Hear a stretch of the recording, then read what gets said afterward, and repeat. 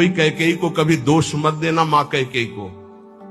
अयोध्या में कोई ऐसा प्रेमी नहीं था जैसी मां कैकेयी प्रेमी थी, क्योंकि रघुनाथ जी का वियोग, भरत जी का वियोग, महाराज दशरथ का वियोग, पूरे अयोध्या वासियों की निंदा का पात्र बनकर राम जी की इच्छा की पूर्ति की।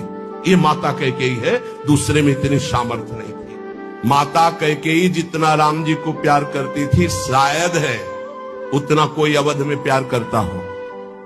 भगवान श्री राम एकांत में माता कैकेयी से कहा, मां, मैंने पूरी अवध में देखा है कि आपसे ज्यादा मुझे कोई प्यार नहीं करता, और ये सामर्थ्य केवल अधिक प्यार करने वाले में ही होती है। तो आप मेरे लिए निंदा सहेंगे, मेरे लिए आप अपमान सहेंगे, मेरे लिए पुत्र वियोग, मेरे लिए पति वियोग, ये केवल आप ही सह सकती हैं। इतना त्याग आप कर सकती हैं, मुझे पता है, क्योंकि आप हृदय से बहुत बहादुर हैं।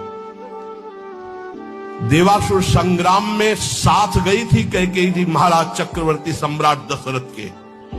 भगवान राम जी इसीलिए कह रहे हैं कि आपका हृदय वीर रस से भरा हुआ है, आप सह सकती हो मां, बस एक मेरी इच्छा है। तो उन्होंने कहा, हे राम, तुम्हारे लिए अभी प्राण त्याग सकती हूं, तुम्हारे लिए सब कुछ त्याग सकती हूं। तो उनका, आपको बस जिसलिए मेरा अवतार हुआ, मैं संतों के सुख के लिए अवतरित हुआ हूं, मैं अवध का राजा अभी नहीं बनूंगा, अभी आपको मुझे वनवास भेजना ही होगा।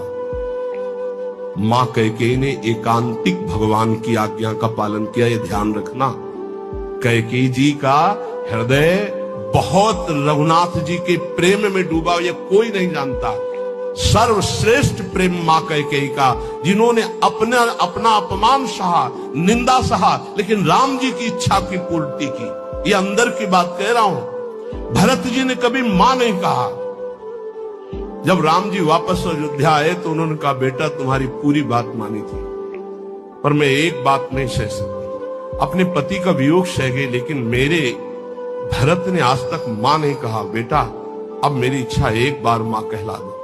तो राम जी जा रहे थे, भरत जी को सूचना मिली कि राम जी एक कहलाने के लिए आ रहे हैं। उनकी जो दशा हुई वो देखकर भगवान वापस हो गए कि ऐसा नहीं, एक बार भी मान। इतना कष्ट सहा माता कैकेयी ने, लेकिन राम जी की इच्छा का पालन किया। ध्यान रखना।